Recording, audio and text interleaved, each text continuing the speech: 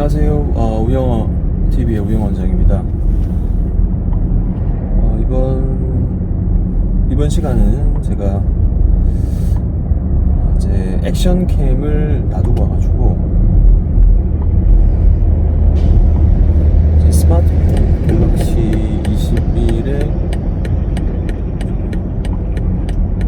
특이한 기능이네요.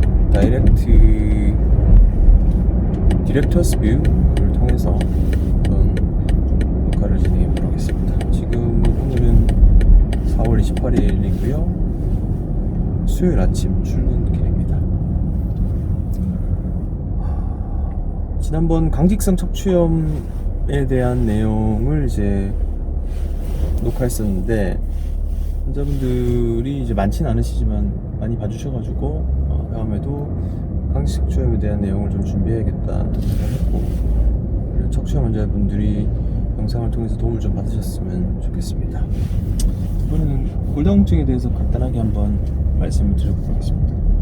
골다공증 말 그대로 뼈 자체에 공기가 차는 그런 병이죠. 그래서 폐경 이후 여성분들에게 많이 발생하고, 이 골다공증 같은 경우는 저는 설명을 뼈 해면골로 있는 뼈 자체에 공기가 차게 되면서 그 골의 밀도 자체가 낮아지는, 그래서 수치로 보면 뭐 100점 만점에 한 70점 이런 식으로 표현해서 뼈가 70개면 공기가 한 30개다 이런 식으로 얘기를 하면서 골다공증에 대해 설명하는데, 골다공증은 그 치료하는 목적이 그냥 골절에 대한 예방이라고 보면 제일 좋은 것 같습니다.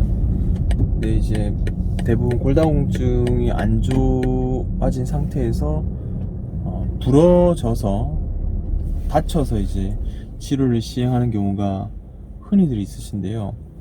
저는 골다공증은 부러지기 전에 예방으로 막는 것이 그런 추후 생길 병원비라든지 이런 걸 좀 줄일 수 있는 데 도움이 된다라고 이제 생각하고 있습니다.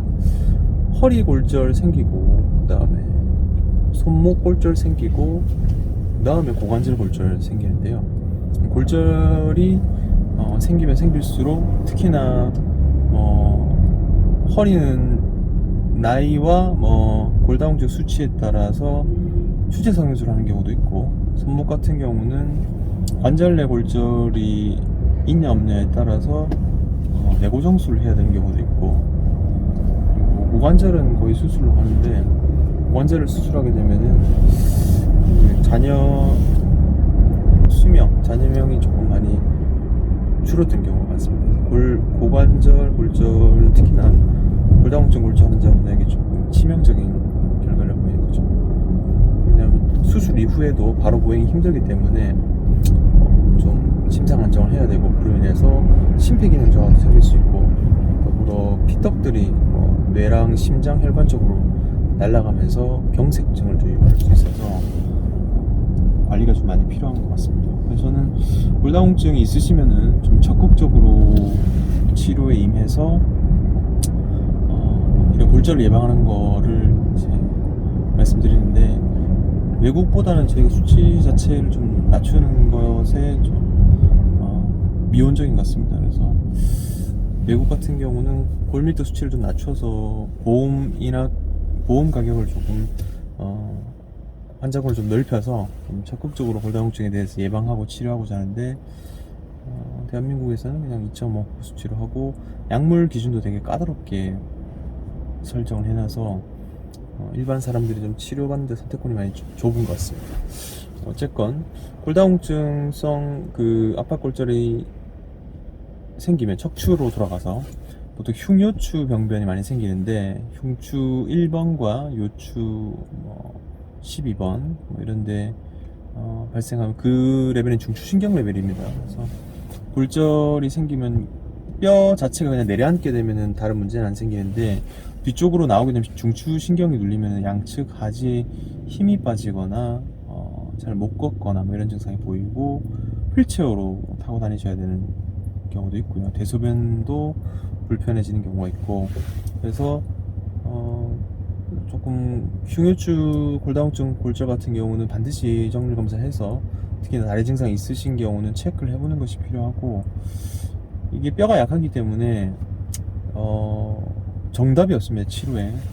그래서 그 뼈를 다 드러내고 높이를 완전 높여준 다음에 고정을 위아래로 여러 개 해야 된다고 얘기하신 분도 있고, 단순 감압만 하는 경우도 있고, 인공지능 하는 경우도 있고, 뭐 여러 가지 옵션이 있는데, 그게 정답이 없다는 것은 그만큼 치료에 대한 결과 자체가 보장이 안 돼 있다. 그래서 저는 나이가 대부분 그렇게 많으시니까 큰 수술은 피하고 감압하면서 추체성 수술을 하는 경우도 많이 있고, 아니면 추체성 수술만 시행하고 좀 보는 경우도 있는데, 어쨌건 그 촬영을 해서 중추신경 레벨 그리고 다른 말초신경 레벨이 눌려있는지 확인하는 것이 필요하다고 보시면 되겠습니다. 그래서 허리 같은 경우 특히나 압박골절이 생기면은 그냥 뭐 침이라든지 다른 치료만 계속 하시는 것보다는 그냥 촬영을 먼저 해서 허리 상태에 대한 체크를 하는 것이 필요하고, 그에 맞춰서 적절한 치료를 해 나가시면 크게 문제는 없으실 것 같습니다. 그래서 골절, 그러니까 골절과 그런 자녀 수명 이런 것들이 줄어들지 않기 위해서는 적극적으로 검사를 시행해야 되고, 그리고 골다공증 치료도 임해야 된다라고 말씀드립니다. 여기서 덧붙여서 하나 더 말씀드리면은, 나이대별로 좀 치료하는 것이 좀 살짝 달라집니다. 그래서 크게 다르진 않고, 조금 많이 젊으신 분들, 40대 초중반, 50대 초중반 이런 식으로 좀 폐경 전에 좀 빨리 오신 분들은 비스포스포네이트보다는 썸이라고 매일 먹는 약이 있거든요. 그래서 그 약으로 좀 길게 끌고 나가시는 게 좀 좋을 것 같고, 근데 그런 분들이 골절이 생겼을 경우는 저는 빨리 골형성제를 사용해서 수치를 최대한 올려놓고, 특히 나이가 젊으실수록 골형성제 쓰기가 좀 좋거든요. 왜냐면 그 포스테오 같이 매일 맞아야 하는 주사 자체는 연세가 많으시면 쓰기가 힘들고, 한 달마다 오시는 것도 고령이시고 시골에 계신 분들은 좀 힘드니까 오히려 나이가 젊을 때 좀 적극적으로 수치를 많이 올려놓고 그 이후에는 썸 제제로 유지해가는 것을 좀 추천해드리고, 그 외에 이제 한 60, 70대 폐경이 오셨고 골다공증 골절이 있으신 분들은 비스포스포네이트 주사 아니면은 이제 데노스맙 같은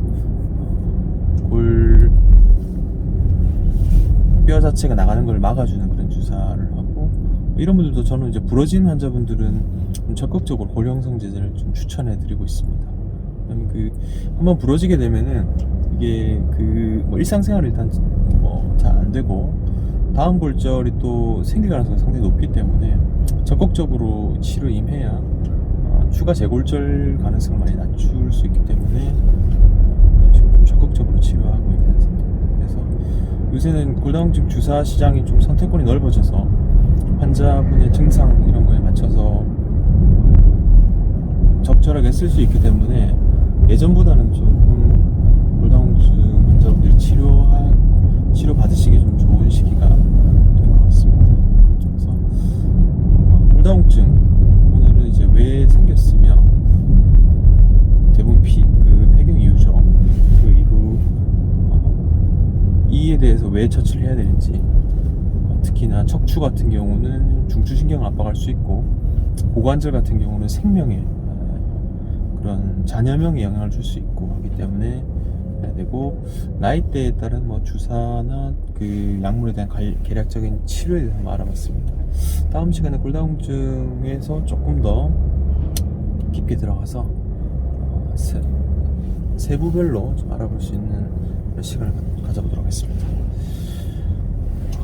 4월 28일 거의 5월이 이제 다 되었습니다. 다음 달부터는 쉬는 날도 조금 주중에 좀 있고 가정의 달이고 스승이랑도 같이 포함되어 있어서 어쨌건 병원 일 외적으로 좀 바쁜 시간을 날씨에 혹시나 또 이제 감기 걸리지 않도록 건강을 유의하시고 주말도 좋은 시간 가족들과 함께 보내시길 기원하겠습니다. 이번 출근 토크는 여기까지 하도록 하겠습니다. 다음 시간에 좀 더 좋은 주제로 찾아뵙도록 하겠습니다. 안녕히 계세요.